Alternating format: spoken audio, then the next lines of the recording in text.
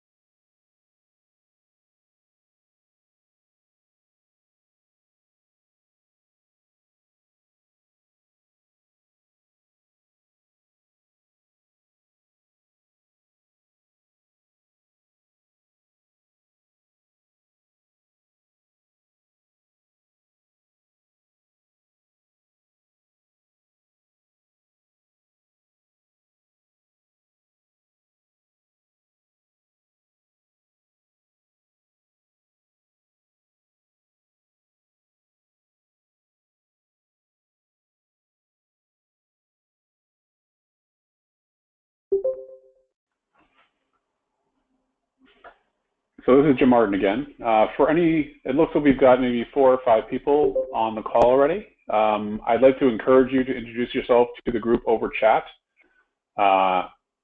Please feel free to do that. We're going to give everyone else maybe a minute or two to join.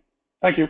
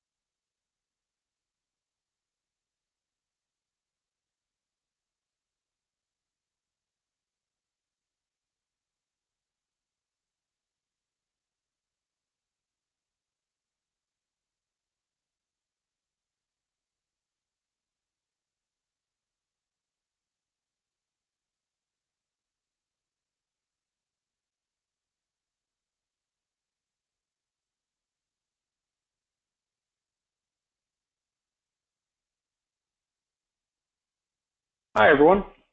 If you have not yet introduced yourself, please use the chat window in order to do that. It looks like we've got a pretty decent percentage of the people we were expecting to show up, so I think we will probably get started. I am assuming that everyone can hear me. If everyone just hears silence, you won't know how to tell me that, but please do tell me that. My name is Jim Martin. I'm the CIO of Shepley Bulfinch. We are an architecture firm in Boston. I am also one of the co-chairs for the membership team for Boston CIM. I joined CIM around 2012. I've been a membership team member for a bit over 3 years and have been the co-chair for about 2 years. Being on the membership chair of CIM really just means that you have to know everything there is to know about CIM because people ask you lots of questions. We like questions. So There are going to be a couple of times where I'm explicitly asking for people to contribute to this call via chat. You should also feel free to jump in if you have questions during the conference. We will be recording this and we'll put it on our website, so anyone who joins the chapter before the next time we run this can download and watch and enjoy it. So if you would not mind, please just mute yourself when you're not talking. That way any background noise where you are won't interfere with anything. And don't forget to unmute yourself if you do want to say something, because nothing says crazy like someone talking and no one hearing anything. All right. Hey, Jim, this is Craig Holbrook. Has everybody introduced themselves? Craig, we've been introducing ourselves on chat, so if you wouldn't mind doing that, that'd be great. Okay. Awesome. So I want to welcome you all to SIM. It seems like some of the names on the call are known and some are not. So it seems like we've got several new people here. Craig, I think you might not be muted. I'll see. Thank you. So as our tagline suggests, SIM is where IT leaders come to connect. Fundamentally, we are a member community. We are a series of IT executives and leaders. We get together for the purpose of networking, learning, and sharing from each other, and generally talking to people who understand the things that we're going through and really get all of our jokes, which is really important.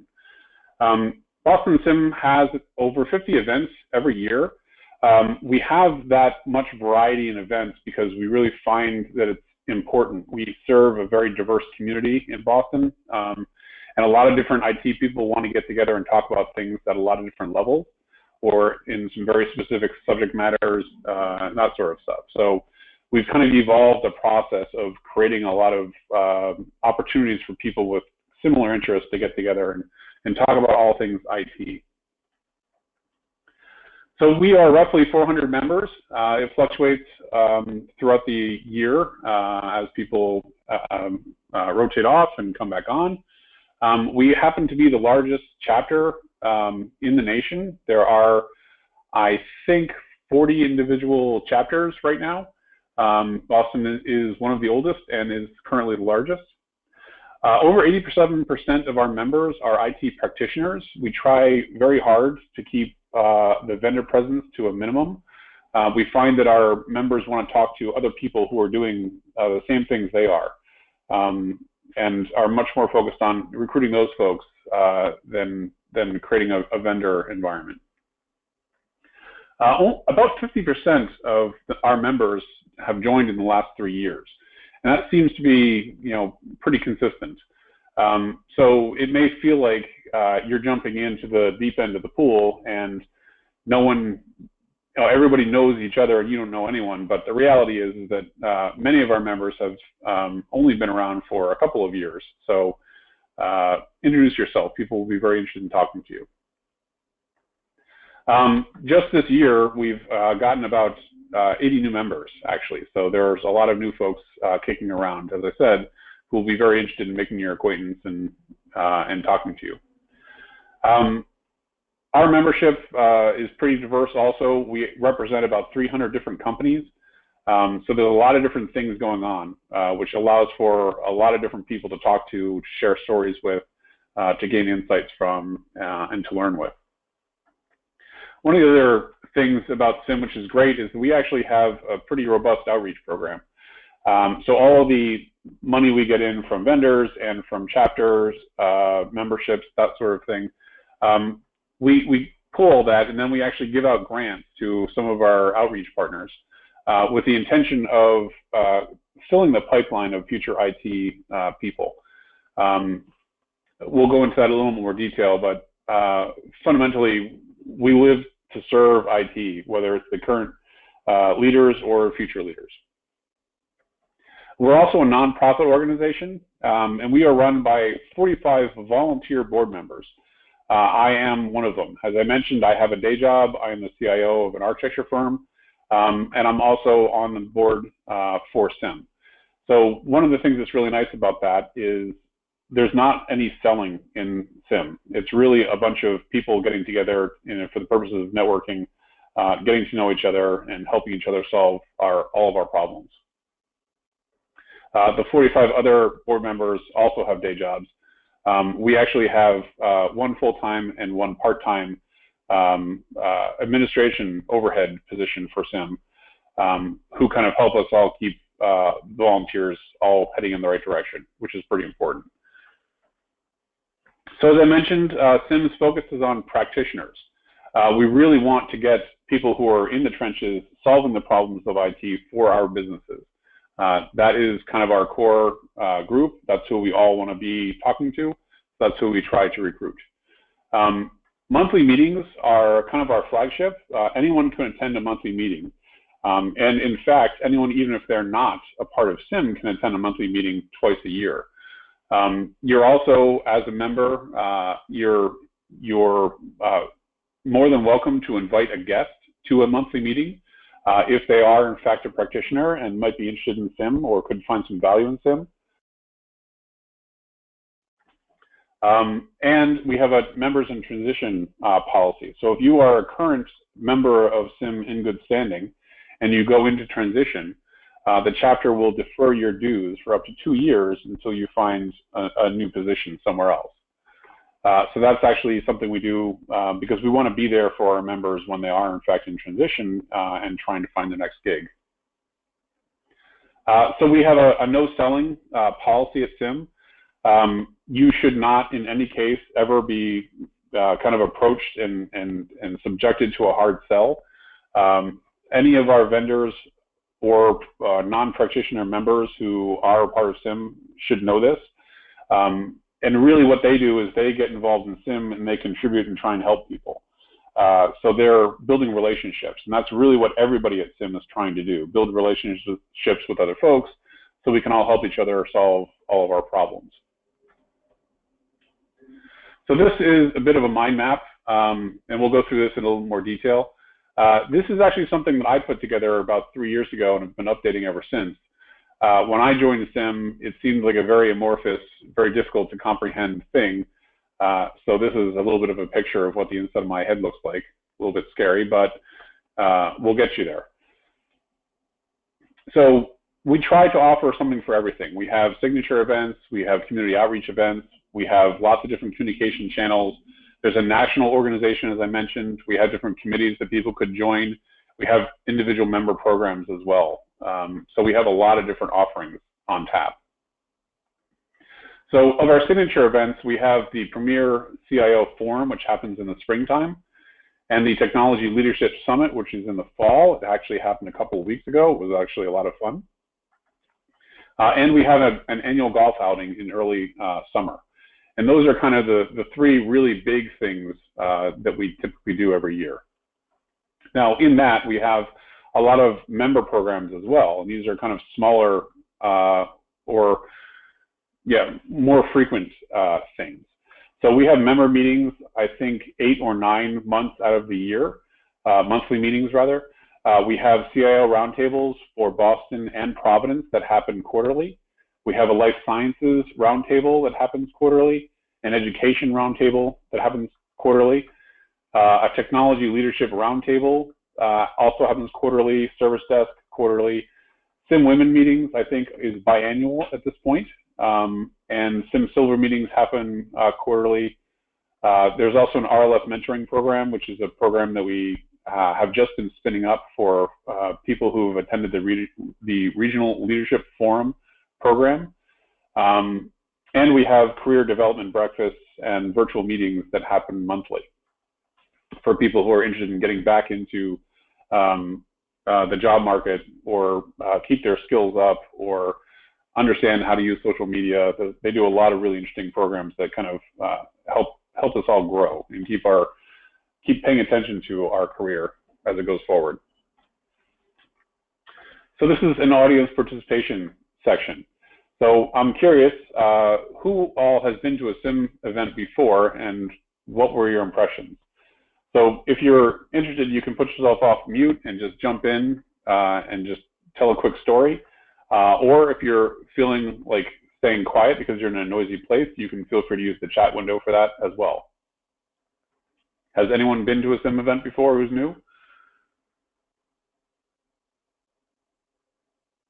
Hi, this is JT Emerald at Groton School.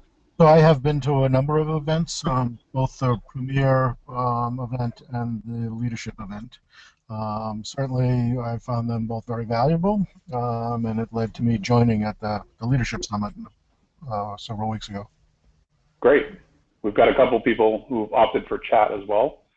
Anyone else want to share a story? Caleb, maybe? Yeah, sure. It's Caleb. I'm working at New Balance. Yeah, similar. I was at the Leadership Summit a couple weeks ago. I was at it last year too, and thought it was really great. So, looking forward to getting more involved. Outstanding. Thank you. Okay, so I will continue. People can feel free to jump in with chat as well if they want to keep that conversation going. So as I mentioned, we have a lot of volunteers. There are a lot of people who are very passionate about giving back to the IT community in Boston. And these are some of the committees that are available should people be interested in contributing to them. We have a communications and a media committee. We have a partnership and alliance committee that deals with sponsorships. We have the membership committee, which I am one of the co-chairs for. We have an outreach committee to talk to groups about our giving program. Our executive committee is made up of the president, the vice president / president-elect, the secretary, and the treasurer. They basically rotate out every year and help to keep some continuity and keep the entire chapter focused in a direction. There's a committee involved in the golf outing whose express purpose is to make sure that everyone has an awesome time on the golf course every summer. We have a communications and media committee, which is actually a repeat of the first one. I apologize. And a one-member, we actually have one committee also for each member program that I mentioned before. And we also have a Fall Summit committee. So there's a group of people, for those of you who did go to the Fall Summit, who are involved in picking all the speakers and doing all the stuff in the background that made that such a fantastic event. So for community outreach, we actually partner with 5 currently outreach partners. Year Up Boston, we just started with Year Up Providence. Those are great opportunities for our members to get a student to come in and help them with a specific project, give them some experience and help to encourage young people to pursue a career in IT so that 5 or 10 years from now we'll have people to hire. Same thing with Boston Public Schools and Latino STEM Alliance and Junior Tech. We do a lot of those things around STEM, Year of Coding, and a lot of other things to really encourage people to pick up IT. Again, so we will have that pipeline. And then the communication channels. So we have simboston.org, which is the website for the chapter. You can find out a lot of current events there, which things are coming up. If you're curious about different events that are going to be happening, or want to get more in-depth information about programs and who's eligible for going to which things, that sort of stuff, that's a great place to go. We also have online communities.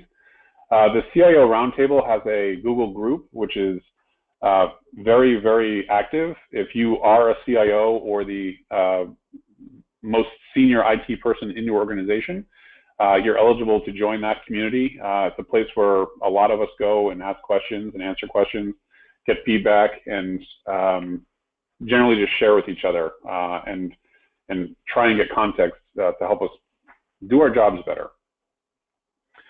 There's also, we are starting up similar communities for all the rest of the roundtable with the hopes that other groups will take advantage of the same opportunity and have the same great experiences the CIOs currently enjoy. We also obviously do direct emails. I'm sure some of you have already gotten them.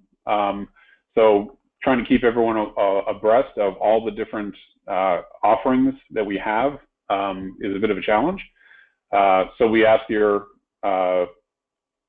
tolerance for the emails that get sent. With 50 programs, there's a lot of things to make sure that people are aware of so they can go to the things that are most interesting to them. We also have a newsletter that we do. That goes out, I think, quarterly. I am not actually sure about that.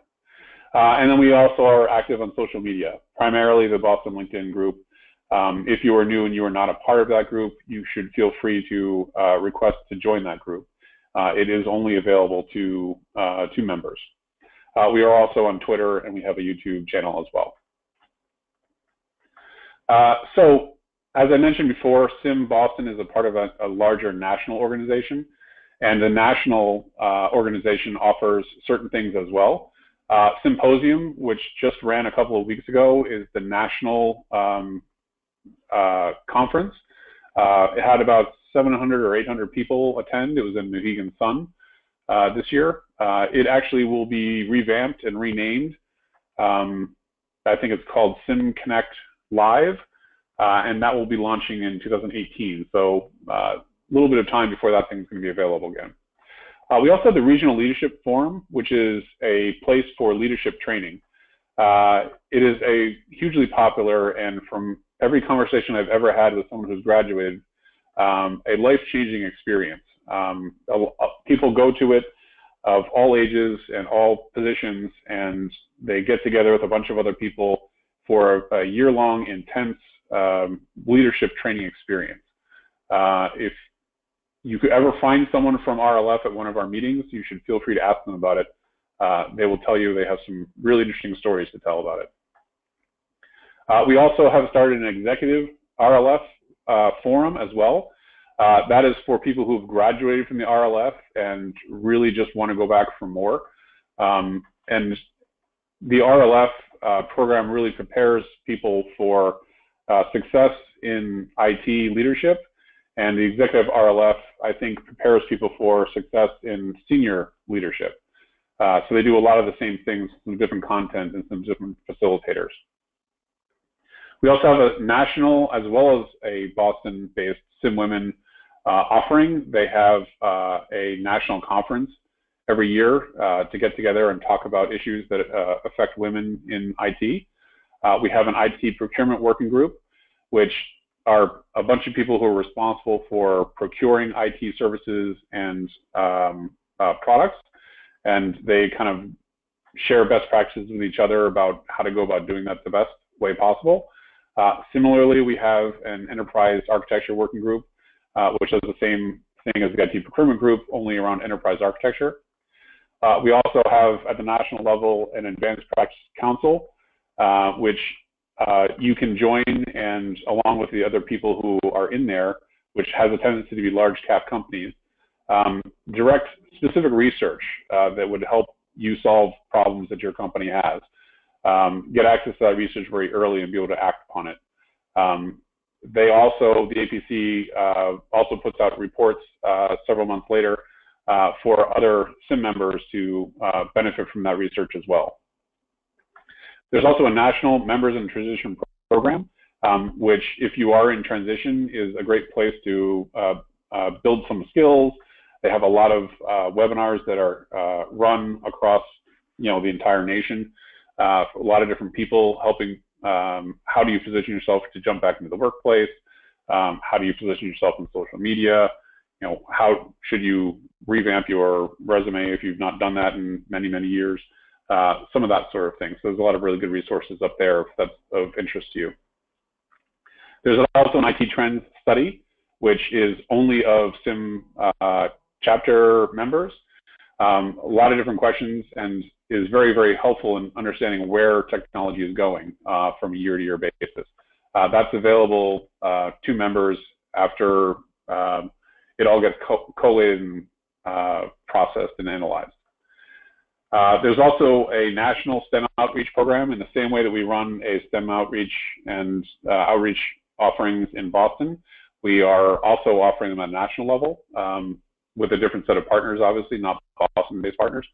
And there's the simnet.org website, which includes a national member search. The simnet.org website is different than the simboston.org website. The simboston.org website is where you find out information about our chapter. The simnet.org is the national website. That's also where all of your registrations will occur, where you will renew for your membership, and that sort of thing. So that's got the back-end infrastructure that we all use to organize ourselves. So you can see from this little diagram, this is just a rough diagram of the event distribution. So the three big red dots are the three premier events that we run: the PEM Forum, the Premier CIO Forum, the Golf Outing, and the Technology Leadership Summit. And then typically the National Symposium happens in November. It did this year. I believe they're moving that into the spring in 2018. And then you'll see there's green dots for all the monthly meetings, and then blue dots representing when the quarterly meetings occur for all of our roundtables. Obviously, there's the blue dots should represent more than one event because we have several roundtables. I will direct your attention to the end of the year. We have 2 monthly meetings left, and one of them is the year-end gala, which has a tendency to be a little bit more special, and I'll talk a little bit about that in a minute. So event locations. So this is a map which basically shows here's where all the places that we meet are. You'll notice that there is a pretty high concentration right around Boston, and you'll notice that there's a bunch of different things that happen in different places.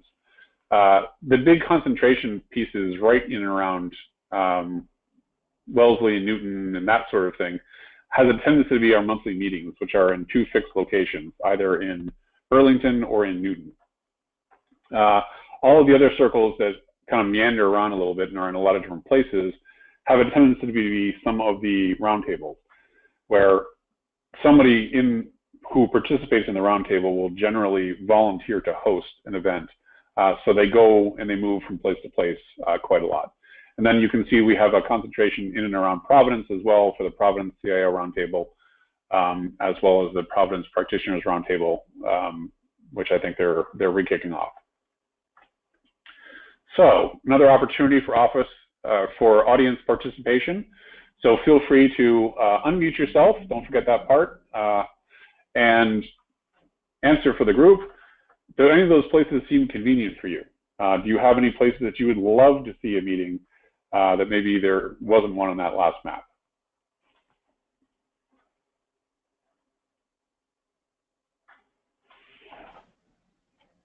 Hey, Jim, this is Craig. I think maybe a more targeted question would be, would people prefer to see more meetings downtown or out in the suburbs when it comes to, typically evening events? Good enough. Or that question.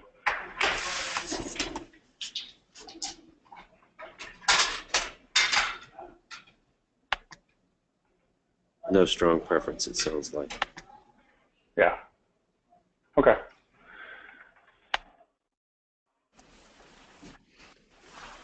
Yeah, I would agree. No strong preferences. Maybe a variety of locations is good, and sometimes it'll work, sometimes it won't. Great. Okay. Well, thank you. So just to dig in a little more detail, monthly meetings are typically, we have a speaker every meeting. We have, as I mentioned, a few fixed venues. They tend to be in in Newton and in Burlington. We get between 60 and 90 attendees, depending on the topic, the location, whether there's snow on the ground, all those sorts of things. And we have a networking event ahead of time, networking during, networking after. But there's also some directed learning that typically takes place for someone who's actually going to speak. We'll also do some kind of one-off events. Every, I want to say, summer, they tend to do some sort of a panel discussion. They did one on Internet of Things, and they did one on machine learning, which is pretty interesting this past year. So the whole idea is to kind of bring people together, give them a topic to talk about, and kind of let them challenge themselves, maybe learn something, and then have a little bit more structure to some of the networking opportunities. So roundtable meetings have a tendency to be a little bit smaller. Depending on the meeting type, there will be anywhere between 10 and 40 meetings. As I mentioned, the venues will vary. Many times, some active member from inside the specific community will offer to host, and then there's dinner at a local restaurant afterwards. The idea is to kind of be able to share innovations and best practices with people who are solving the same problem you are. So people at roundtables generally have to be members, but a few of the roundtables will allow non-members to come in and participate for some period of time before they're asked to become members. And the reason for that, for example, the service desk. A lot of times the service desk folks might not be eligible for membership, but we want to get all of our service desk folks together so they can all talk about the things that work and don't work about doing the service desk in our relative companies, so they can share best practices as well. So if you are a CIO and you have a service desk person, you are more than welcome to send them to the meeting, assuming that you are a member in good standing. So we also have, as I mentioned, the member career development meetings. Typically it's 5 to 10 people. It's much more intimate. There's a specific topic generally that people are able to rally around. And it has a tendency to be about progressing your career. It at one point was mostly around members in transition, but they have been transitioning the content to, if you think you might want to go in transition at some point, or if you really just want to keep your skills up to date, or haven't been on the job market for a while and just want to benchmark, are you doing the right things? Then they have monthly monthly calls in person, and then they also have webinars and conference calls on alternate months. So there's an opportunity to go and meet with people who are thinking about the same things you are, or have a conference call or a webinar. So we also have SimWomen. SimWomen is anywhere between 15 and 40 people, again, depending on venue and snow and other contributing factors. They generally have a featured speaker, a woman in IT who has something to share, some insights to share with the group. It is, in fact, open to men. They will just be talking about things that women experience in IT. So generally they happen in Waltham, as I recall, and they're generally very well thought of. So if you're interested, you should definitely go. So SimSilver. SimSilver is generally meets at Babson College, and they go to dinner afterwards again, anywhere between 8 and 15 attendees. This is generally geared towards people who are considering retirement or are in retirement, or someone who's looking to make a career change. Generally, this group of folks has known each other for quite a while, and they make time to get together under Sim and keep in contact with friends. They also generally seem to have some pretty interesting topics of conversation. They had someone who built an airplane from inside the group that talked about that experience, and then climbing Kilimanjaro and a couple of other really interesting things. They seem like they have an awful lot of fun. I don't have enough silver hair to feel like I can attend that. But if you're interested in that sort of conversation and jumping into a much smaller, tight-knit group, then that is a fantastic place to land. So the Technology Leadership Summit, it sounded like Caleb and maybe JT attended that. Hopefully you enjoyed yourself. We had over 400 attendees this past year, and we've actually outgrown the Boston Marriott location. So in 2017, we were moving into Gillette Stadium to allow for a little more room for everyone who wants to attend. It's a fantastic place to kind of go. Because we attract so many people to the event, there's an opportunity for more speakers and more well-known speakers, which is great. So, I highly encourage you going. We've run 2 in the past. They've both been pretty excellent, and I have no reason to think that next year's isn't going to be excellent as well. So as I mentioned, golf outing. There's about 160 golfers. It happens in Cypress Keys in Boylston, Mass. If you are a golfer, then it's a fantastic time. If you are not a golfer and want to be a golfer, then you can actually learn how to do it there. Or you can just drive around on one of the golf carts and have a conversation with other people who are in IT and generally have a good time on a nice day in a beautiful course. So price list. This is the price list for 2016. The last time that the prices increased were in 2014. I don't expect them to change again anytime in the next couple of years. You can go back and look at this at your leisure. We will have this deck posted on the webpage. You can generally see that there's an early bird for folks who are renewing early, but that doesn't apply to new memberships.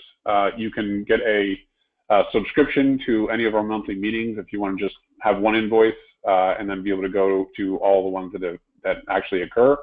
And as I mentioned, the regional leadership forum is at the bottom. There's also a sustaining CIO package if you just want one invoice and get all monthly meetings, all CIO roundtables, and your membership all in one invoice. And then enterprise memberships for companies that want to sign up more than 3 members at a time.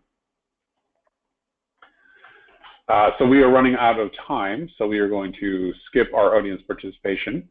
But if you feel like jumping into chat and share with the group, what were you specifically hoping to get out of SIM? What induced you to join SIM? What are you looking for out of the chapter?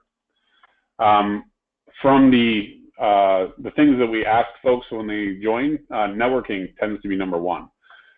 So we always try to have different meeting sizes, a lot of different kind of networking opportunities, encourage people to get to know each other, and then provide some structure to allow that to happen. A lot of IT folks, including myself, are introverts, so we try and allow a little bit of structure so that it's not quite so intimidating as just randomly walking up to someone and saying, "Hey, what do you do for a living?" Everybody who's in the room is in IT. Probably they're as socially inept as we all are. So if we can't be safe in that room, where can we safe? Volunteerism is also a great way of adding some structure and getting involved in the chapter.